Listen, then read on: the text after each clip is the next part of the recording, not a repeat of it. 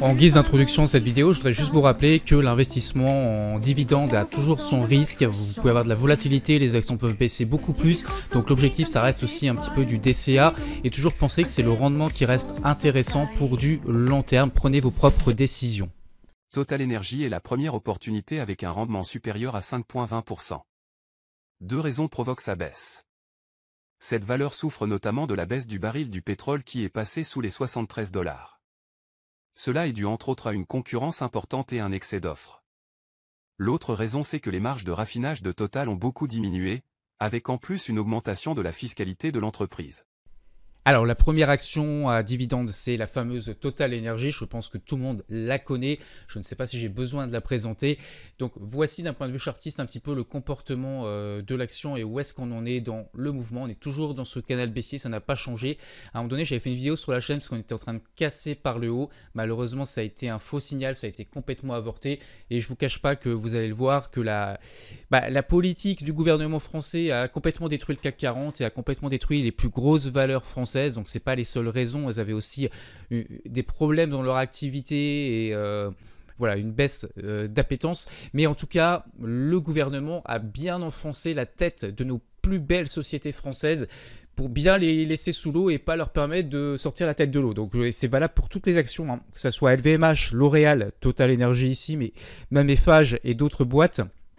D'ailleurs, Eiffage, j'ai fini par la couper parce que pour moi, Eiffage, ça devenait plus très intéressant. Eiffage, je ne suis plus actionnaire pour les dividendes.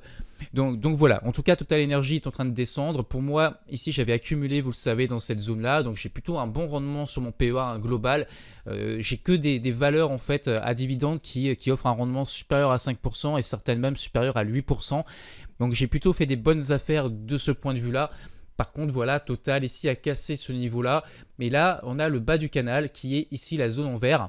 Donc potentiellement, on pourrait rejoindre cette zone ici et je pourrais prendre une nouvelle ligne pour renforcer ma position avec un rendement qui est actuellement supérieur à 5,20%. Je rappelle que sur PEA, l'avantage, c'est qu'on n'a pas de fiscalité. Hein. Donc en termes de net et de restant, ça reste intéressant en termes de rendement. C'est des rendements en plus qui sont trimestriels, donc c'est assez sympathique de les recevoir tous les 3 mois. Bon, voilà. Sachez qu'il y a une autre zone ici intéressante de support que j'ai mise qui est encore plus bas, c'est cette zone ici, hein, pour moi qui a un niveau de valorisation très intéressant. Donc je ne sais pas si on va y aller honnêtement, je pense que le bas du canal ici, on va l'atteindre. Par contre, cette grosse zone de support qui est encore un petit peu plus basse, rien n'est moins sûr. En termes de baisse, ça nous ferait pour rejoindre ici le support moins 2%, moins 2,5%.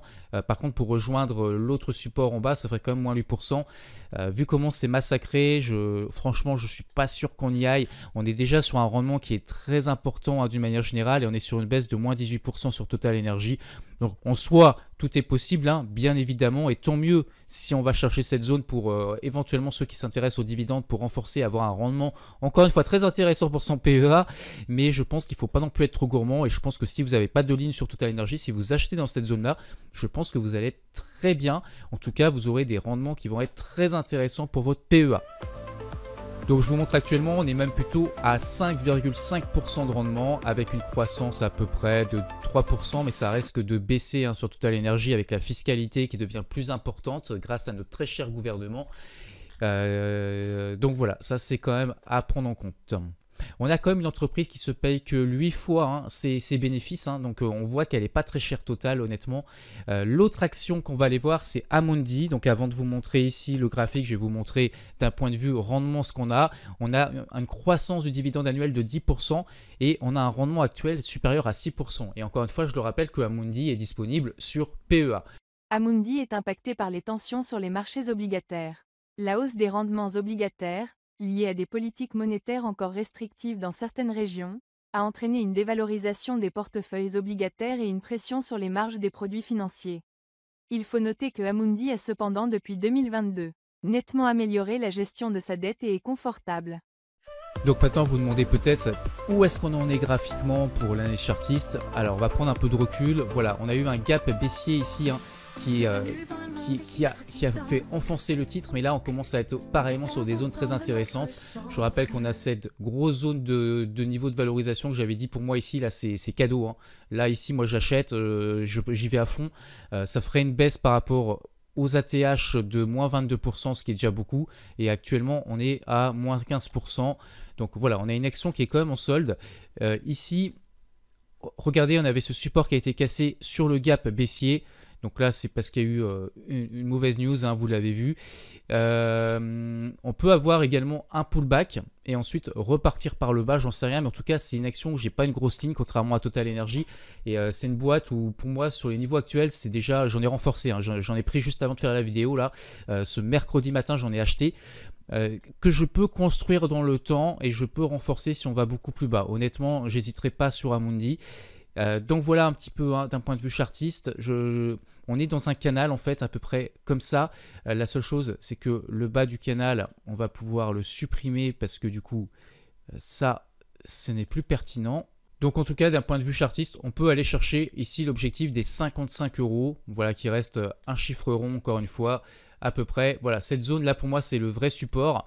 Donc si je vois que là ça réagit sur cette zone de support, je pourrais encore en racheter. Donc pour l'instant vous voyez qu'on est encore assez éloigné, ça nous laisse un potentiel de baisse par rapport au moment où je fais cette vidéo encore de moins 5, moins 6%. On peut aussi très bien repartir maintenant parce qu'encore une fois, c'est une valeur, hein, qui a déjà beaucoup baissé, qui a déjà pas mal baissé. Et franchement, les raisons de la baisse, c'est pas non plus un truc de dingue, hein. Il n'y a rien qui met en péril la valeur. Il y a juste que voilà, il y a 10% de son activité qui est en Italie, donc forcément la news, bah, ça fait se revaloriser le titre, hein. Mais encore une fois, pour des dividendes, là on est à plus de 6%. Ça commence à être quand même très intéressant, hein, pour du long terme. Voilà pour les opportunités du jour. Pensez bien sûr comme d'habitude les amis à liker la vidéo si elle vous a plu. Et puis bah, à vous de faire vos propres choix, hein. Bien sûr, n'investissez pas de manière aveugle. Mais si vous vous intéressez encore une fois aux dividendes et pourquoi pas d'ailleurs à faire des plus-values, hein, sur le moyen terme, bah déjà quand vous achetez des actions comme ça bradées, ça peut être très intéressant. Avant de vous libérer, je vais quand même vous donner bien sûr une petite vue du CAC 40 pour comprendre un petit peu où est-ce qu'on en est. Depuis la semaine dernière, donc je vous avais expliqué que là on était potentiellement dans une zone de rebond. Vous voyez que là pour l'instant on n'est pas en train de le faire, hein. C'est le CAC 40 s'enfonce très légèrement par rapport à la semaine dernière, mais on a toujours ce grand canal haussier à long terme. On est encore sur le bas de ce canal, donc pour moi tant qu'il n'est pas cassé, je n'ai pas de raison de paniquer sur le CAC 40. Je suis plutôt acheteur. Sachant que si on casse bien sûr ce bas du canal, c'est comme ça fait partie du jeu. À ce moment-là, potentiellement, on pourrait aller chercher la zone ici des 20 000 points. Donc on pourrait revenir, hein, sur cette zone ici des 20 000 à peu près. Voilà, c'est ça, à peu près des 20 000 points.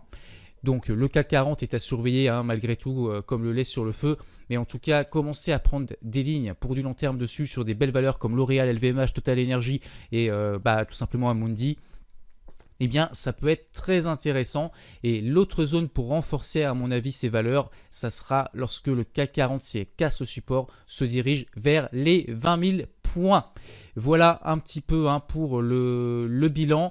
On va quand même regarder un petit peu ce qui se passe actuellement en journalier en direct. Vous voyez qu'on est toujours sur ces deux zones de support que j'ai tracées, hein, ici des 22 000 points. Là, on a l'air de réagir quand même, hein, on n'est pas en train d'y aller. Mais vous savez, un support, c'est fait pour être cassé, hein, donc on ne peut pas prédire l'avenir, hein. C'est pas parce que pour l'instant ça réagit dans cette zone qu'on est sûr que ça va tenir, hein. Donc tout ça, encore une fois, c'est à suivre. Mais là, on a quand même une baisse depuis les ATH de moins 12%, alors que les indices américains, eux, sont sur des plus hauts historiques. Donc ça laisse le ton, ça laisse expliquer pourquoi les valeurs américaines sont de bien meilleure qualité et surtout pourquoi l'économie américaine se porte bien mieux que l'économie française.